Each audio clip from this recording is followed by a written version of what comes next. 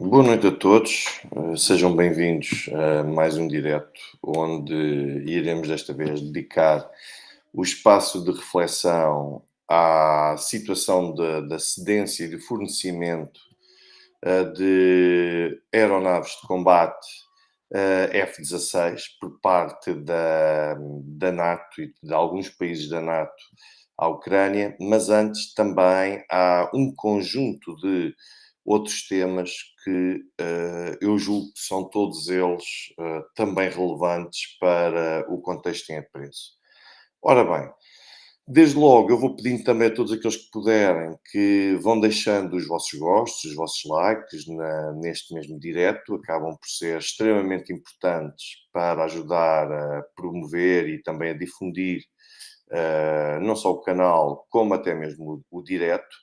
E esta questão dos F-16 acaba por ter uma especial importância, porque já foi publicamente emitido o aviso de que a cedência dos aviões, das aeronaves de combate F-16 em favor dos esforços militares da Ucrânia vai ajudar a intensificar e a escalar ainda mais o conflito. Portanto, para quem diz que o conflito não é escalado, porque para todos os efeitos não se pode falar em escalar um conflito que, quando por si só o conflito em si já significa que houve um escalar da tensão que levou a uma situação de conflito que alegadamente terá sido iniciada unilateralmente pela Rússia. Isto parece-me uma visão bastante redutora das coisas, porque ignora e passa ao lado de um conjunto de situações que naturalmente podem ajudar a reduzir a tensão e até mesmo o grau de conflitualidade nesta situação na Ucrânia. Mas, antes de lá chegar, vou primeiro passar a alguns temas que eu julgo, volto a insistir, que eu julgo que são extremamente pertinentes, nomeadamente relativamente a Bakhmut, Artyomovsk. É muito interessante que eu comecei a perceber-me de duas correntes do lado ucraniano para justificarem que os russos não estão sob controle de Artyomovsk, ou seja, ainda existem ucranianos presentes em Artyomovsk. Então, a primeira dessas correntes é que nos limites da cidade ainda estão presentes militares ucranianos, portanto, basicamente, imaginem que existe uma linha de fronteira física que delimita o espaço entre dois países e, basicamente, se tivermos um soldado ucraniano ainda com um pé fisicamente ali presente, então os ucranianos consideram que isso por si só é suficiente para dizer que nós controlamos uma parte reduzida e irrelevante de Bakhmut, mas a cidade ainda não caiu a 100%, ainda só a 99,99%.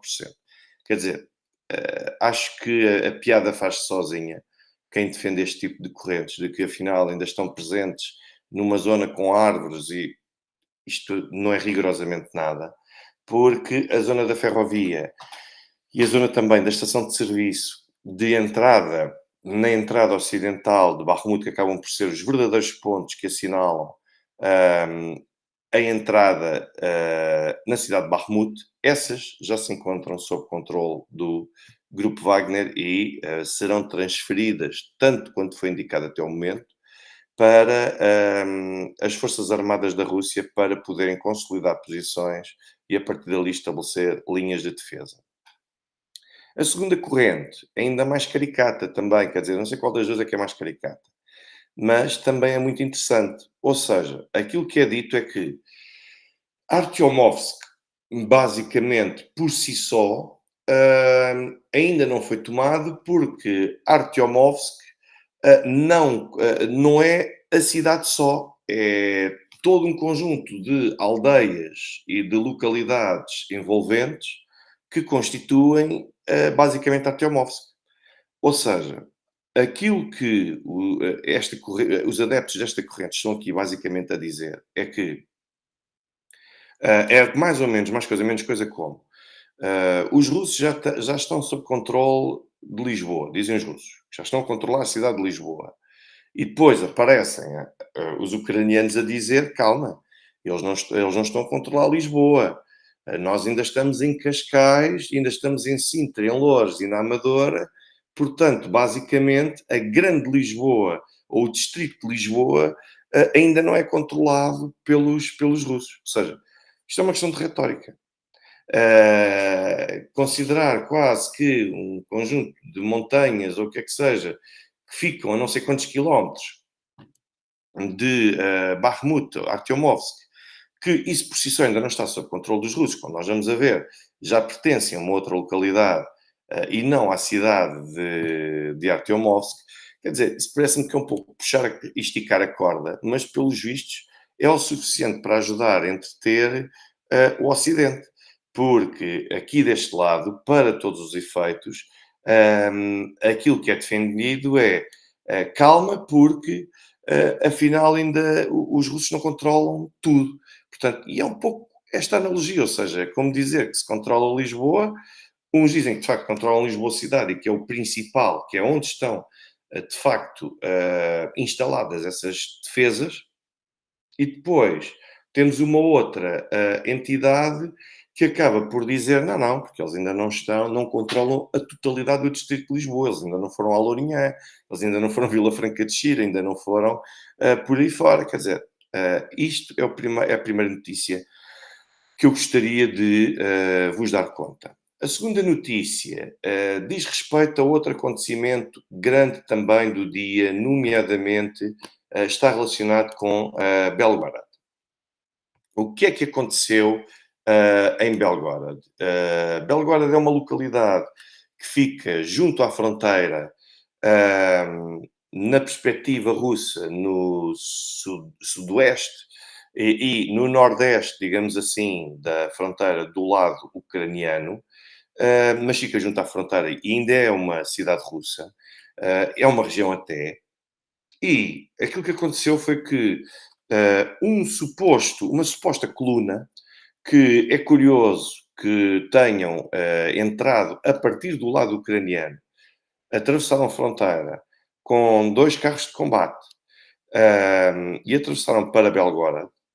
E quando chegaram a Belgorod, basicamente, portanto, tinham veículos blindados. Nós estamos a falar, são 2 tanques, um veículo blindado e outros 9 veículos blindados de outra tipologia, que atravessaram a fronteira e que deram entrada numa parte desta região de Belgorod. O que é que aconteceu? É curioso que o lado ucraniano veio imediatamente desmentir esta informação ao dizer que não veio desmentir o acontecimento, veio desmentir que fosse o próprio lado ucraniano a ter algum tipo de participação e influência neste teatro. O que é curioso é que os 2 tanques que são visíveis nas imagens de vídeo, basicamente são tanques que são americanos.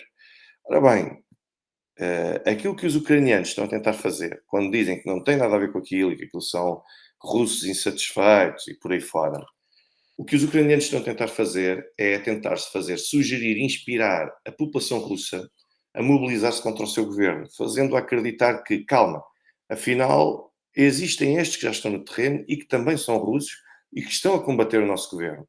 Isto é um movimento espontâneo. O objetivo ucraniano é basicamente fazer sugerir isto para ver se mais pessoas, mais populares, mais civis, se levantam contra o seu próprio governo e se ajudam um pouco por todo o país a causar o caos contra as autoridades russas. O objetivo é apenas este. Agora, quando nós temos imagens que revelam a presença de 2 tanques, bom, basicamente então, e 2 tanques americanos, bom, então quem é que forneceu estes tanques? Onde é que eles arranjaram tanques americanos? Só podem ter sido fornecidos pelos militares ucranianos para que eles pudessem, para todos os efeitos, avançar com este tipo de conduta. Qual é que é também o outro efeito de uma conduta desta natureza? É que se vocês repararem bem, a partir do início da tarde, este passou a ser o tema que dominou o resto do dia. Muito poucas pessoas depois, a partir dali, quiseram discutir a questão de Artyomov, se Bakhmut, se os russos estão, se não estão, ou seja, as pessoas, há um reconhecimento tácito por parte das autoridades ucranianas de que os russos efetivamente conquistaram e assumiram o controle sobre a totalidade de Bakhmut.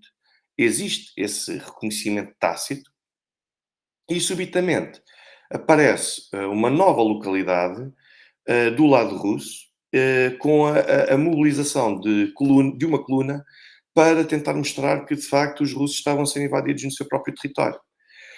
A partir daí, somaram-se um conjunto nos canais, a partir, sobretudo, dos meios de propaganda ucranianos, que funcionam francamente bem, tal como os russos também funcionarão, portanto, não estou aqui a dizer que só o lado ucraniano é que tem propaganda, porque isso, quer dizer, isso é do mais demagógico e desonesto pode haver.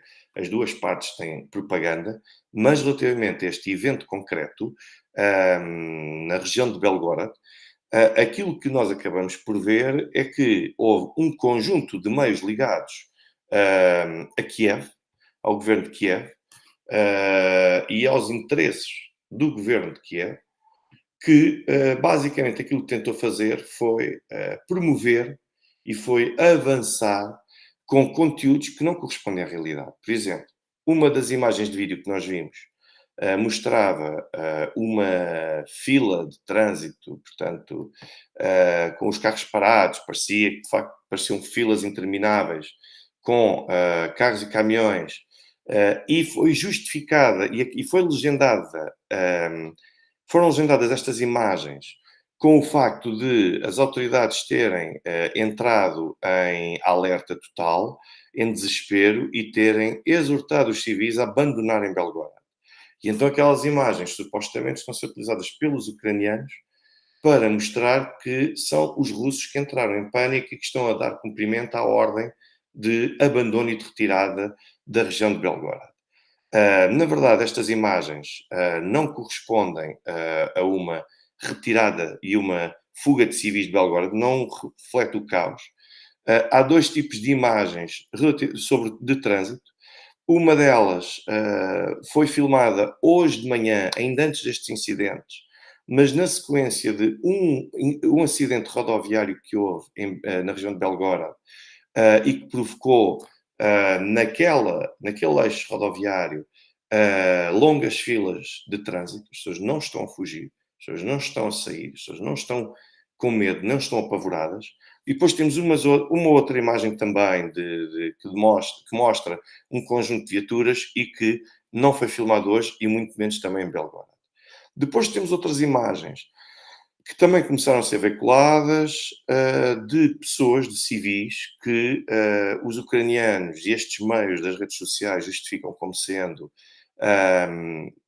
residentes da região de Belgorod, que dizem que estão em desespero, a dizer porque é que isto nos acontece a nós, só nós é que recebemos, o que é que nós fizemos para merecer uma coisa destas? E depois temos outras imagens também de civis, alegadamente de Belgorod, em que dizem mas porquê é que não há meios de defesa antiaérea para nos proteger? Onde é que estão os meios militares? Ninguém nos ajuda, ninguém nos acode. Ou seja, basicamente, temos dois vídeos distintos a dizer isto. E estas imagens foram captadas, não em Belgorod, mas foram captadas na região de Donetsk, da República Popular de Donetsk, em julho do ano passado. Portanto, as imagens não só não são atuais, como são imagens que ainda por cima estão completamente descontextualizadas. E isto está a ser vendido como se fossem os próprios civis que estão a entrar em pânico na região de Belgorod, na Rússia, e que estão a começar a questionar o governo. E o objetivo disto é muito simples, desde logo.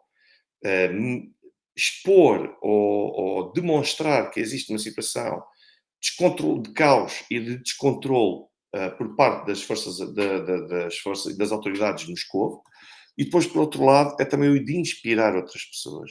E isto, basicamente, acabou por abafar completamente a discussão e a pressão crescente que estava a existir sobre Kiev para assumir que perdeu Artyomovsk ou Bakhmut. Portanto, Estas são as situações que há que denunciar. Já foi desmentido, inclusivamente, que relativamente a Belgorod, que tenham existido hum, vários mortos, que tenha havido uma invasão em curso, portanto, os ucranianos, aquilo que os russos dizem, negam veementemente, tenham sido dadas instruções para as pessoas saírem. Aquilo que existem são alguns feridos, mas na sequência de ataques de morteiro que foram conduzidos a partir da Ucrânia contra a região de Belgorod. Existem feridos. Salvo erro, até há cerca de tinham sido contabilizados 8 feridos. Portanto, não houve mortos. Depois, lembro-me de uma outra também, que isto reflete o delírio completo, a dizer que a zona da região de Belgorod, onde se encontrava esta coluna ucraniana, aliás, onde se encontrava esta coluna de alegados civis russos que se estavam a mobilizar contra o seu próprio governo, que a meros 4 quilómetros de distância daquele local encontrava-se uma base militar que armazenava armas nucleares e que se estes russos civis chegarem a essa base, que passarão eles próprios a ter acesso e o controle de armas nucleares. Meus senhores, eu vi isto um pouco por todo lado, este tipo de teses por todo lado. Isto é o delírio e a alucinação completa. Isto é pessoas a acreditarem que é possível, a uma coluna, começar a furar pela fronteira russa por ali dentro, como se a Rússia não tivesse meios próprios para conseguir suster, nem que seja em algum ponto deste mesmo percurso, 2 carros, 2 tanques e depois de um conjunto de veículos blindados, portanto, como se os russos não tivessem capacidade para fazer isso. E depois é a alucinação e o sonho a serem convertidos em factos, que é o de achar que um conjunto de malucos, que é mesmo assim que se pode qualificar, que os russos iam deixar o acesso a uma base que armazene meios e armas nucleares ao alcance de qualquer um e que pudesse ser facilmente usado, como se tratasse de uma outra arma qualquer convencional, como se tratassem de projéteis que pudessem ser colocados numa qualquer espingarda de assalto e por aí fora. Portanto, isto andou a circular por todo lado.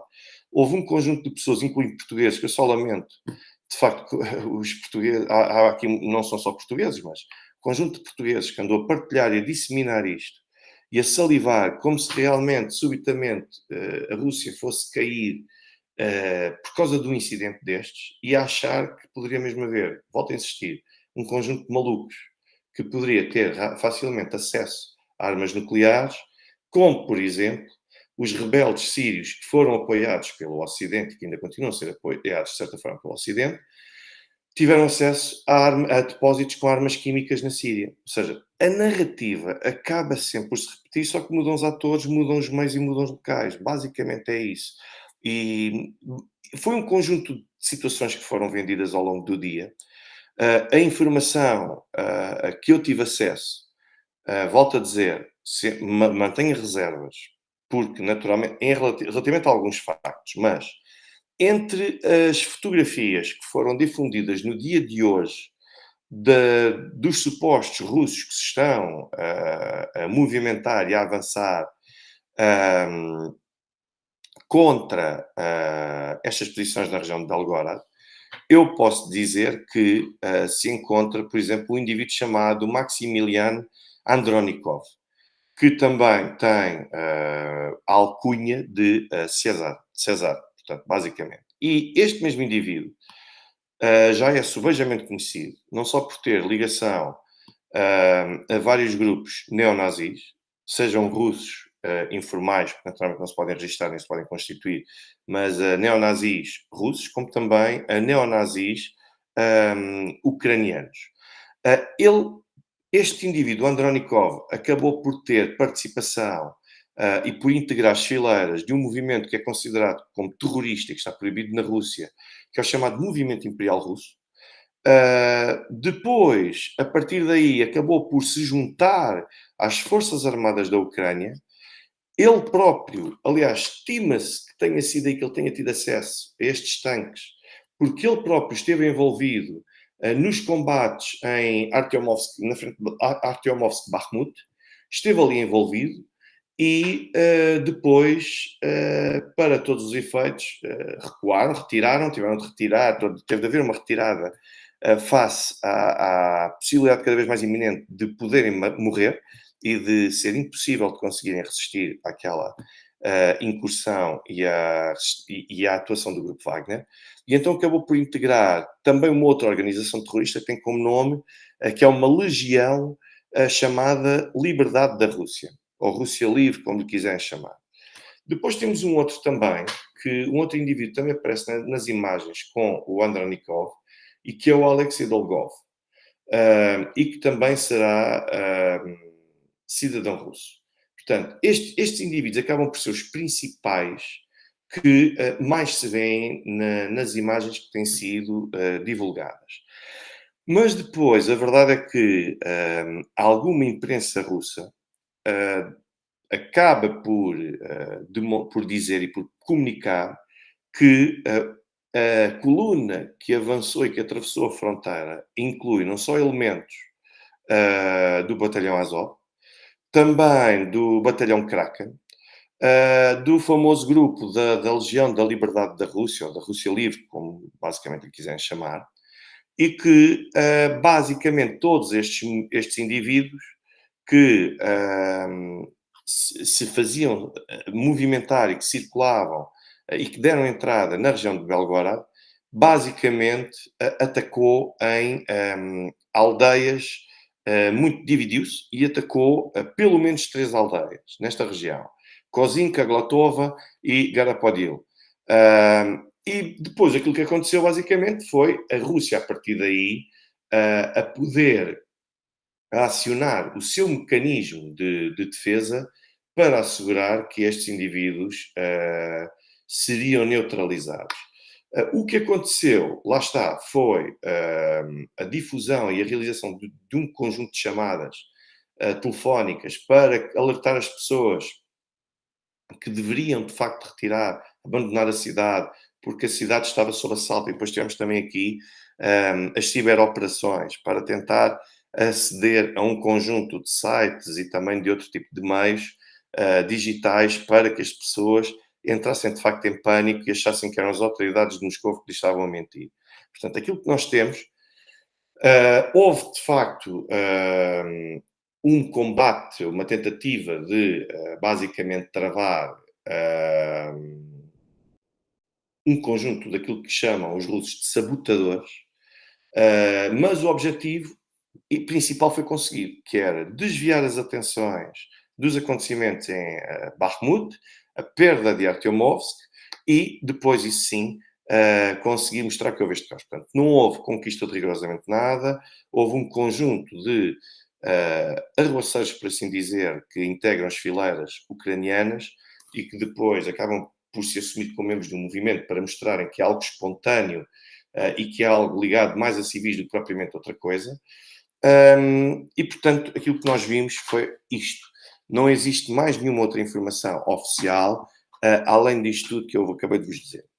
Um outro aspecto que eu gostaria também de frisar, e que houve alguém que me deixou nos comentários do último live que nós fizemos, do último direto, prende-se com a questão de Artyomovsk ou Bakhmut. Ora bem, a cidade sempre se chamou, durante anos e anos, chamou-se sempre Artyomovsk.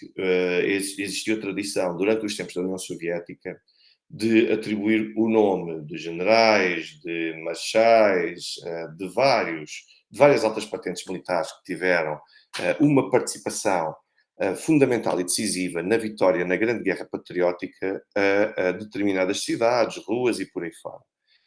Já depois de 2014, na sequência daquilo que os ucranianos chamaram de descomunização ou desvermelhização, que é basicamente, quando se diz descomunização, vem do sentido comunista, no sentido de associar a União Soviética ao comunismo, e, portanto, aquilo que eles queriam fazer era eliminar a presença soviética, daí também a desvermelhização, portanto, por serem os vermelhos, naturalmente, que é sempre uma cor associada à União Soviética e à Rússia, ainda hoje, de certa forma, em parte errada, mas a verdade é que nós temos também o Exército Vermelho e por aí fora. E a partir daí houve um conjunto de cidades que lentamente começaram a mudar, cidades e não só, e localidades, que começaram a mudar de nome. E abandonaram esses nomes soviéticos, como vocês podem ver pelo nome, Artyomovsk. Artyomovsk vem de Artyom, portanto, não é o único caso, portanto, é naturalmente também um nome de pessoa que foi atribuído, neste caso, àquela localidade. E então passaram a chamar-lhe Bakhmut. E ficou o nome ucraniano de Bakhmut para aquilo que era supostamente Artyomovsk. Eu mando desde já o meu forte abraço também para quem está em Angola, para o Sr. José Batista Sá Júnior, Luxemburgo, também já vi que temos aqui presença de Luxemburgo também, no Brasil, um forte abraço também. Samuel Brown, olha, que considere. Eu lembro-me, sim, terem feito essa comparação entre o senhor e comigo. Portanto, lembro-me que sim, que fui citado. Portanto, olha, seja bem-vindo e que continue a frequentar, é o meu sincero desejo. Mas, portanto, basicamente, isto é para. O Sr. J.B. Tinker diz Red Army ou Exército Vermelho eram os bolcheviques e o Exército Branco, White Army, eram os czaristas. É verdade, era o Exército Branco que tentou libertar até o czar e por pouco não conseguia libertar a família do czar, e aliás terá sido até a progressão no terreno do Exército Branco que na altura até acelerou aquela execução bárbara que fizeram contra. Ainda hoje se chama de Exército Vermelho. Senhor Nilo Estevão, vê o que o seu amigo Talibã, quem é o Talibã? Eu não sei quem é o Talibã. Disse hoje também, nada a ver com o que você está falando, aí totalmente diferente. Bom, estou descontextualizado, mas se me puder contextualizar, olha, agradeço. E um abraço uma vez mais para Angola e para todos os outros países. Bom, boa noite também à Vânia Vila Verde, bem-vinda aqui ao direto. O que eu vos posso dizer é que, portanto, a cidade de Bakhmut foi como aconteceu também com a questão de Soledar, e acontece com um conjunto de outras cidades. Um abraço para a Guiné-Conakry, portanto, saudações, espero que a situação na Guiné-Conakry já esteja mais calma do que estava até aqui há muito pouco tempo, e mesmo Burkina Faso, Agadougou, e também continua a viver uma situação relativamente tensa. Sr. Cardilon, muito obrigado também pelas suas palavras.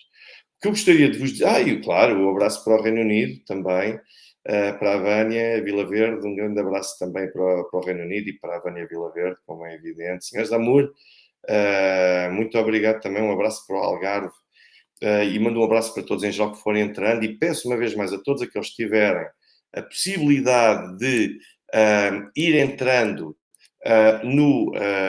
não só neste direto, mas como depois também conseguirem entrar posteriormente neste vídeo, que continuem a deixar o vosso gosto, continuem a fazer a partilha, porque para todos os efeitos acaba sempre por estar ligada a uma promoção que o canal acaba por fazer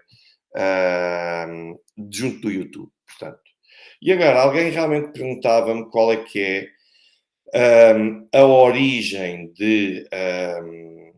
a etimologia, a origem do nome de Bakhmut. E a verdade é que existem várias teorias sobre isso. Uma delas é que o nome, na verdade, nem sequer é verdadeiramente eslavo, que, na verdade, o nome deriva, isso sim, de uma palavra que vem ainda quando da presença otomana naquela região. Portanto, que é sobretudo inspirada por uma palavra turca que eu não me vou atrever a pronunciar, mas que é muito parecida com Bakhmut, mas que eu não me vou atrever a pronunciar naturalmente, e que é inspirada numa palavra numa expressão do século XVI. E isto acontece muito nesse processo de descomunização, por assim dizer, que acaba por ser feito no sentido de se alterar o nome de cidades, de ruas e por aí fora. Ou seja, é uma mudança, não raras vezes, no sentido de recuar a primórdios que são mesmo ainda anteriores ao início da presença russa e da consolidação daquela região como a parte do Império Russo. Portanto, isto é apenas para vocês terem noção, basicamente, daquilo que está por trás da nomenclatura de Bakhmut. Enquanto Artyomovsk, como eu vos referi, também teve, era o nome desta cidade até 2000 foi depois de 2014 e em 2016 eles começaram esse processo. Eu não sei se foi em 2016 ou se foi em 2017 que foi mudado logo este nome, mas foi a partir de 2016 ganhou maior intensidade a campanha para alterar esse nome e de facto foi uma referência àquele também, a um líder bolchevique que também se dava a conhecer, a sua alcunha era camarada também, muitas vezes chamado Tavares, Artyom. Portanto, camarada Artyom é um nome, por exemplo, que ainda hoje é tradicional na Rússia, mas era, de facto, um líder bolchevique. Quando é um líder bolchevique, está ligado, muitas vezes, a algum tipo de general ou uma alta patente do Exército Vermelho que ajudou nos esforços de poderem ter esse tipo de visibilidade. Portanto, o Sr. Miguel Oliveira está aqui a dizer que o nome é derivado do grego Artémios. Não, deve haver alguma confusão, quase certeza, porque na verdade não é. Um abraço para Moçambique, Sr. Taibo Altino Altino. Muito obrigado, um abraço e obrigado por assistir. E depois, mas portanto, basicamente o nome é mesmo ligado, está mesmo ligado ao famoso camarada Artyom, portanto, que era um antigo líder bolchevique. O Sr. Jaime Baião já assinalou aqui um outro aspecto extremamente importante, nomeadamente para falar que finalmente ultrapassámos a barreira dos 8 mil subscritores, neste momento já vai em cerca de 8.020, o Sr. Fernando Newton também toca nesse aspecto. Sim, Sr. Lila Mega, Rio Bahmut, mas de onde é que vem o nome do rio? Ou seja, aquele nome que deu origem ao rio, à cidade e por aí fora, tanto quanto sei, é derivado de uma palavra que não é eslava. Portanto, será por aí. Agradeço a todos aqueles que ajudam a fazer os mais de 8 mil subscritores e depois também que o Sr. Filipe Damasceno, eu recordo que amanhã vou estar presente no direto do ADN, Alternativa Democrática Nacional, onde vamos falar da Europa e vamos também falar de Portugal. Portanto, quem tiver interesse, que para todos os efeitos, que esteja presente. Estes eram os aspectos que eu queria explicar, portanto, agora os russos decidiram recuperar outra vez o nome que durante quase 100 durante várias décadas, quase 100 anos, diria eu, foi o nome daquela cidade que era, daquela localidade que era Bakhmut, ou seja, que é Artyomovsk. Portanto, passou outra vez a assumir esse nome. Agora, entrando finalmente no tema, depois de todos estas notas introdutórias, por assim dizer, muito obrigado, Sr. Jamie Tinker, também. Um abraço para Cabo Verde, Sr. Augusto Amado. Também não posso deixar de os dar. Vamos concentrar-nos na questão dos F-16. Há, desde logo aqui, uma questão extremamente importante. É que a Casa Branca já começa a estar cada vez mais disponível para fornecer os F-16 para a Ucrânia. Há aqui várias questões que nós temos de fazer e que, a meu ver, são, desde logo, vitais. O que é que isso o que é que isso poderá produzir a nível de efeitos no terreno? Desde logo, ponto número um, é o facto de a Ucrânia poder começar a utilizar outro tipo de meios que não sirvam só de apoio às forças presentes no terreno, portanto, à artilharia que está ali presente. Senhora São Correia, um abraço também para a fantástica Ilha da Madeira, mando para si, naturalmente. Começa pelo facto de, como eu estava a dizer, pelo facto de passar a Ucrânia a poder ter outro tipo de meios aéreos com uma capacidade ofensiva completamente diferente daquela que a Ucrânia tem agora e que, não raras vezes, se cinge, isso sim, para apoiar e para manter, de certa forma, complementar a ação que está a ter lugar em terra. A capacidade aérea da Ucrânia melhora significativamente. Naturalmente, não podem ser dados 2 ou 3 F-16, duas aeronaves de combate, não podem ser. Por isso é que já se falou em 60 a 70 F-16. Isto foram contas que eu já vi serem discutidas na imprensa dos Estados Unidos. Já é diferente, porque não se pode dar 2 ou 3 ou 4 e esperar que aquilo faça a diferença. Não é que estes 60 a 70 também façam a diferença, mas o objetivo neste momento da Casa Branca e da NATO é retardar o mais possível uma vitória russa e conseguir provocar o maior número de baixas possível para, de modo a fragilizar a Rússia. O objetivo é este.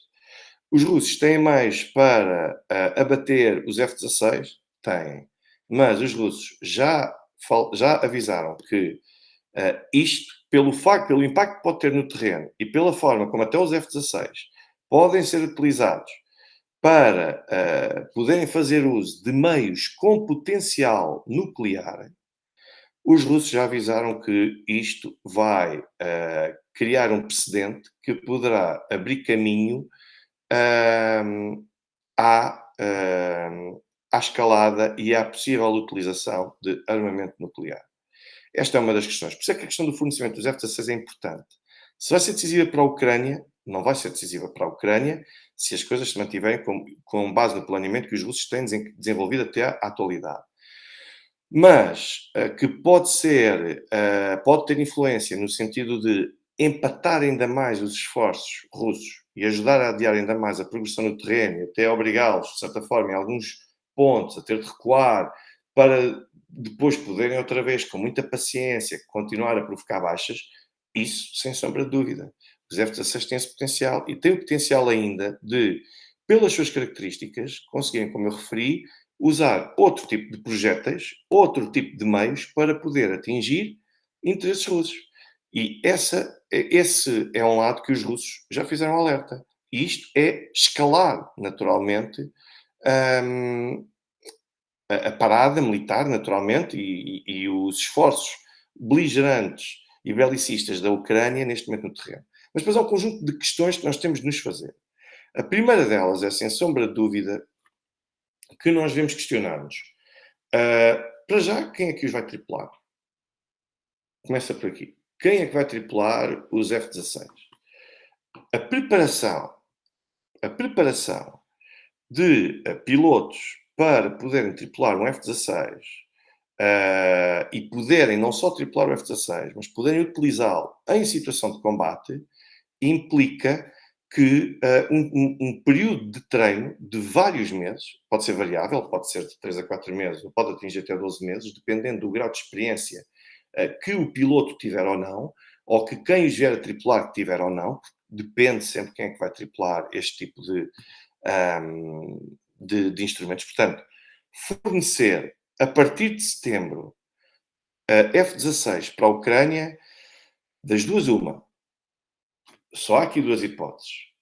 Ou os Estados Unidos e a NATO está, neste momento, já a proceder ao treino dos ucranianos e já começou esse processo de treino, e agora que consegue assegurar com algum grau de certeza que podem ser bem-sucedidos na tripulação do F-16, só agora começam finalmente a dizer sim, nós queremos fornecer F-16 para eles, ou é isso e é tripulado por pilotos ucranianos, ou então tem de ser tripulado por pilotos das Forças Armadas de países da NATO.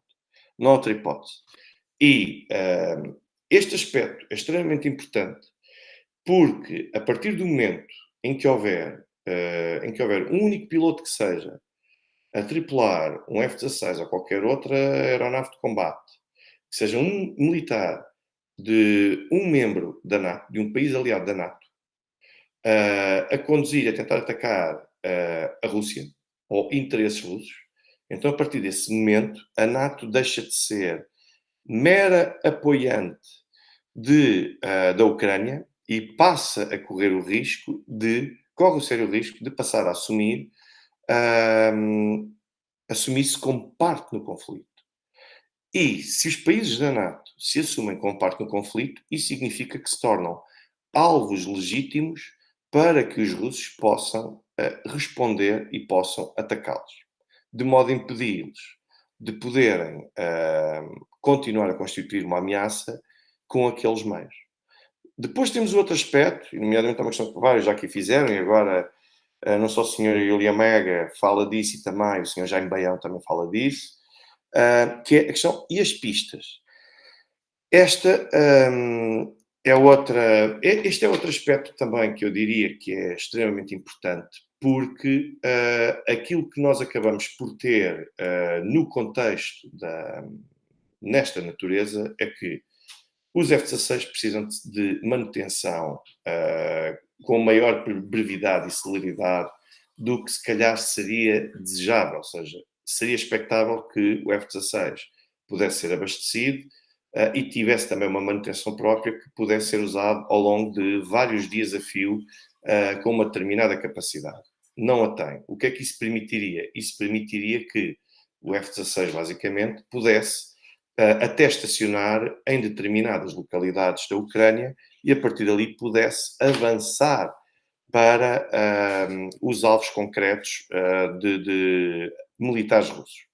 Isto não acontece, isto não sucede. Ou seja, a autonomia de um F-16 é relativamente curta, pelo menos considerando os locais e a distância que se encontra cada um desses potenciais interesses militares, pelo que a Ucrânia, se não tem bases militares passíveis de poder receber o F-16 para poder fazer a manutenção, abastecê-lo e por aí fora, só há aqui duas hipóteses. A primeira que se fala é a dos chamados Jump Airfields. O que é que são Jump Airfields? Basicamente, isto traduzido dá qualquer coisa traduzida à letra dá como aeródromos de salto, por assim dizer. O que é que isto significa na prática? Significa um aproveitamento de estradas ou autoestradas para que os F-16 e os aviões, as aeronaves de combate possam ter uma espécie de pista improvisada numa estrada para, a partir dali, poderem desencadear as ações que tiverem a desencadear e pode ser recebido depois e pode ter um ponto para regressar que já não seja no de um estado baleado. Qual é que é o problema que se prende aqui neste momento? É a capacidade que a Ucrânia não tem neste momento para poder realizar a manutenção necessária e periódica, quando eu digo periódica, digo permanente, que os F-16 necessitam. Ou seja, ainda para o mais, se confirmarem os tais 60 a 70, ainda menos capacidade a Ucrânia tem. Ou seja, o cenário provável é, ou começam desde já os países aliados da NATO a transferir equipamento suficiente para conseguirem manter os F-16 quando eles depois eventualmente vierem a ser fornecidos e a iniciar operações, ou então o F-16 vai ter de conseguir gerir muito bem a autonomia que tem, porque vai ter de regressar ou à Polónia ou à Roménia. E a regressar à Polónia ou à Roménia, eu diria que começamos a aproximar-nos de um ponto em que, mesmo que sejam ucranianos a tripular os F-16 que partam da Polónia ou até mesmo da Roménia, por tudo aquilo que implica a manutenção e toda a envolvente para que o F-16 possa ser operacional e possa ter um interesse nos combates, eu diria que a partir daqui fica assinalada a certeza de que esses países da NATO que forem os responsáveis pela manutenção e pelo abastecimento dos F-16 passarão a ser parte direta no conflito com a Rússia. Ou seja, eles próprios atingem o mesmo estatuto, passam a ter o mesmo estatuto que a Ucrânia tem. E que neste caso deixam de ser meros apoiantes, deixam de ser aqueles que fornecem e que ajudam indiretamente a Ucrânia e passam a ser eles próprios também beligerantes a partir desse instante. E isto é um escalar de atenção evidente. Se isto não for um escalar de atenção evidente, que é os países membros da NATO estarem a colocar-se numa posição em que passem a ser também considerados como parte que trava as hostilidades contra uma outra parte, que é a Rússia, tudo isso acaba por assumir um conjunto de proporções em que países como Portugal podem acabar por ser chamados para poder acorrer em auxílio da Roménia, da Polónia ou de qualquer outro país. Portanto, vamos. Acho que é importante isto ser discutido, porque a verdade é que, à luz do direito internacional, a partir do. Se aliás, já o F-16 em si, eu diria que já reforça ainda mais a convicção do envolvimento crescente da NATO nas hostilidades e na persecução dos objetivos militares da Ucrânia contra a Rússia. Isto já não é só uma operação de legítima defesa que tem aqui alguns apoios dos aliados. Há aqui coisas que nós temos de distinguir.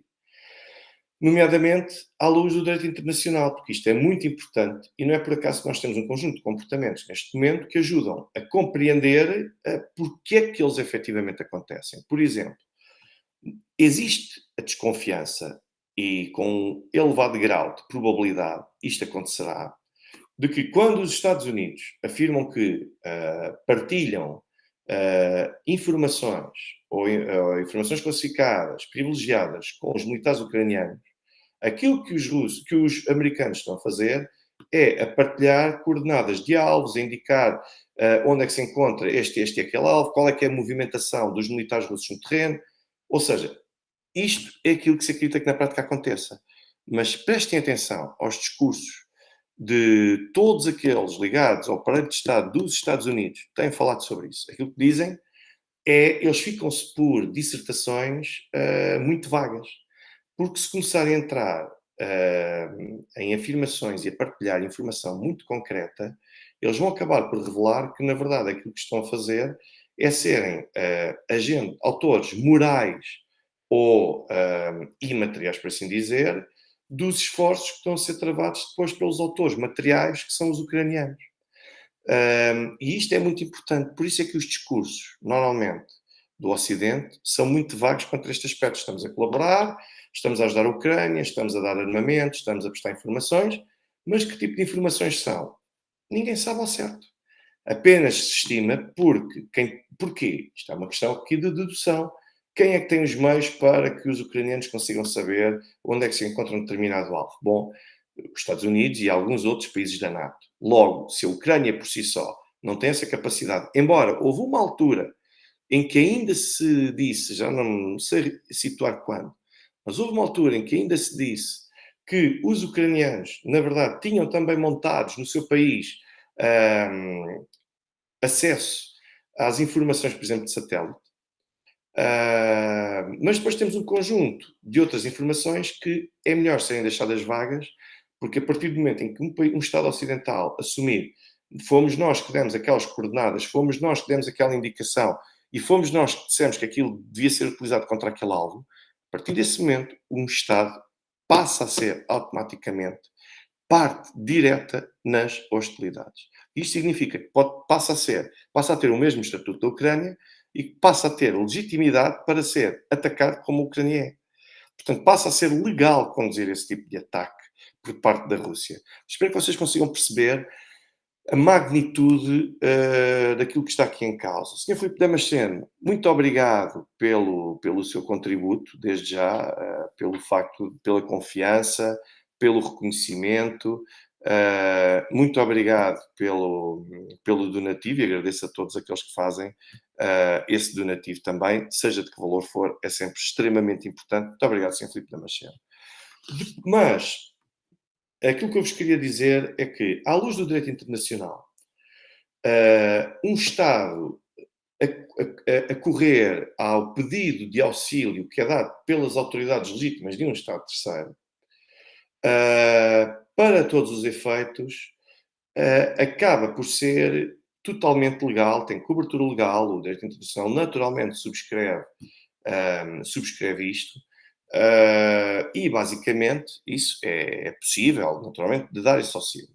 Agora, a partir do momento em que esse auxílio pode ser através do fornecimento de armamento, pode ser através de um conjunto de outras ações.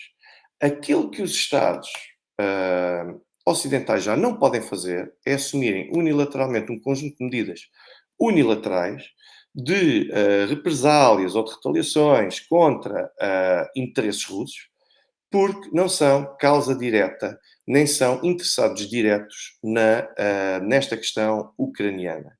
Portanto, são países que acabam por violar o seu dever de neutralidade à luz do direito internacional e que devem mantê-lo, e violam esse dever de neutralidade a que estão sujeitos para depois poderem passar a tomar partido, mas não tomam parte das hostilidades. Espero que consigam ver a diferença. Portanto, agora, a partir do momento em que houver um piloto da Força Aérea de um qualquer país, aliado da NATO, que venha a tripular e assumir o comando de um F-16 e que venha a atacar interesses russos, bom, a partir desse instante, há então uma prova deliberada e uma demonstração cabal de que existem as Forças Armadas no Estado Ocidental que estão a atacar um outro Estado que é a Rússia. Por mais que digam, nós estamos a atacar em nome da Ucrânia. Não. Não se pode tomar partido direto nas hostilidades. Porque se tem partido e se toma ação, passa-se a ser autor material. E já nem sequer é autor moral, é autor material de um ato de agressão contra um outro Estado. E é exatamente isso que estão a fazer aqui, que podem correr o risco de fazer aqui relativamente à Rússia. Portanto, isto tudo para vos resumir o porquê que esta questão dos F-16 pode ser tão importante. Porque temos aqui uma série de questões que nós nos perguntamos e depois dos F-16 o que é que vem? Vêm os outros Fs todos, desculpem, por ali fora, por exemplo o F-35 e por ali fora, ou seja, isto é extremamente importante e depois é também importante que a opinião pública, já que eu não sei se a comunicação social portuguesa faz isso, como eu referi, a comunicação social portuguesa não vejo, mas pelo menos a imprensa, eu não vejo a imprensa que eu leio, a imprensa portuguesa, a imprensa conhecida e tradicional, eu não os vejo a fazer essa mesma questão. E como normalmente a imprensa reflete também um pouco aquilo que está muitas vezes a passar e a acontecer na televisão, eu acredito que também não estejam a fazer o seu trabalho, que é ter uma imprensa que deveria, e se não houver essa mesma imprensa e comunicação social, que seja o povo e que sejam os partidos políticos, a perguntarem o que é que Portugal vai fazer a partir do momento em que fornecer um F-16 ou fornecer pilotos para tripular um F-16 contra interesses russos e contra alvos russos. Já alguém fez esta pergunta ao governo português? Já alguém fez esta pergunta na Assembleia da República? Sabem o que é que isso significa e sabem qual é o impacto disso mesmo? Sabem qual é a capacidade e o potencial da Rússia para poder reagir a um quadro específico dessa natureza? Sabem que isso implica que Portugal acabará por estar envolvido e por entrar em guerra diretamente, ou pelo menos será um alvo legítimo dos russos? Será que alguém tem essa noção? É só porque eu acho que é extremamente importante que as pessoas comecem a questionar-se, não só elas próprias, mas que comecem a questionar também os próprios representantes que, por exemplo, aqui em Portugal estão mais preocupados com coisas garotices, por assim dizer, por causa, então, mas o João Galamba tem um assessor e as pessoas estão muito interessadas em fazer o humor e o outro ministro tem isto e tem aquilo. Isso é tudo importante, eu não digo que não. Agora, nem estou aqui a contrariar, claro que isso é extremamente importante. Agora, não pode ser o foco exclusivo. Esta questão, Portugal está aqui neste momento na iminência de poder entrar em conflito direto contra a Rússia por causa dos devaneios que uma determinada elite ocidental tem de querer insistir em, de forma desesperada, a avançar com todos os aliados para um abismo. Porque isto é o desespero. Por isso é que estão a avançar para os F-16, porque se aquilo tivessem apostado até agora, se fosse efetivamente eficaz, com certeza que não sentiam necessidade de subir a parada. Portanto, já estamos neste nível. A Rússia já fez o aviso para o que é que o fornecimento dos F-16 pode significar. A Rússia já fez também o aviso sobre os ataques à Crimeia, porque depois nós entramos aqui num campo de retórica, e eu vou dizer isto apenas já para terminar, mas nós entramos aqui numa retórica perigosíssima, que é a doutrina nuclear russa compreende apenas a hipótese de utilização de armas nucleares se o seu Estado estiver sob ataque e se a própria existência e sobrevivência dos russos estiver em risco. Agora, e aqui no Ocidente, eu vejo, por exemplo, o presidente Joe Biden e vejo outros dizerem nós somos contra a utilização do nosso armamento em território russo. Mas agora pensa a questão. Se o Ocidente não reconhece a Crimeia, não reconhece Kherson, Zaporozhye, Donetsk e Lugansk, que são parte integrante do território russo, então, diga uma coisa, nós estamos a aproveitar os F-16, outro tipo de armas dissuasoras, para poderem atacar, como acontece frequentemente, Donetsk, Lugansk, a Zaporozhye, a Crimeia, por aí fora, então o que é que nós achamos propriamente que estamos a atacar? Nós não estamos a atacar território russo. Estamos a atacar o quê? Território ocupado pelos russos, mas as pessoas ainda acreditam que essa teoria vai ser contrariada. Assim, eu acho que é extremamente improvável que uma coisa dessas possa vir a ser contrariada. Senhora Maria Zulmira Corrêa, seja bem-vinda. Esta é claramente a informação que eu tenho para vos trazer nesta noite. Espero que tenha sido do vosso interesse, do vosso agrado. Eu agradeço a todos aqueles que fazem os contributos financeiros através do YouTube, através do Revolut, através do MBWay, através do PayPal, através do IBAN. São extremamente importantes esses reconhecimentos. Eu tento agradecer, na medida em que eu consigo identificar as pessoas, tento dirigir sempre esse agradecimento direto. Portanto, eu agradeço a vossa presença desde já. Seja de que valor for, demonstra reconhecimento pelo trabalho do canal. Canal esse que continua a crescer de dia para dia e o próximo objetivo são os 5 dígitos, são os 10 mil subscritores. Eu acredito que, de facto, ali chegaremos aos 10 mil subscritores, não tardará. Peço ainda a todos aqueles que estão aqui no direto e àqueles que depois forem assistir a este vídeo e este direto, que deixem o vosso gosto, deixem o vosso like. Muito obrigado, Sr. Paulo Sousa, pela confiança. Muito obrigado a todos. O que eu vos posso agradecer ainda é pelas partilhas que fazem do canal, pelas partilhas que fazem do vídeo. Já sabem que normalmente demoro entre 24 a 48 horas a adicionar legendas, mas vocês veem logo a alteração de dizer legendas. Eu organizo agora os vídeos sempre por capítulos para que quem quiser possa, de certa forma, mais fácil, saber como é que deve fazer esse acesso a um determinado tópico que foi explorado neste mesmo vídeo. E, uma vez mais, só o facto de estarem aqui, deixarem comentários, questões, observações, isso por si só já é também um contributo extremamente importante para que o canal tenha a força e vitalidade que tem. Portanto, eu agradeço a colaboração de todos, porque tudo isso é parte do sucesso deste mesmo canal, não me canso de o dizer. Não é por acaso que o canal continua a ter bons números, e acredito que se conseguir manter esta regularidade e esta cadência, que os números vão continuar a subir ainda mais. Muito obrigado, Sr. Nando Roll, Sr. Natércia Pedroso, também Sr. John T, Sr. Jaime Baião, obrigado a todos. E para todos os efeitos, o que é que eu vos posso pedir neste momento? Que continuem a seguir, que continuem a passar a palavra, a partilhar os vídeos. Tudo isso é extremamente importante para dar essa visibilidade e a todos aqueles que quiserem,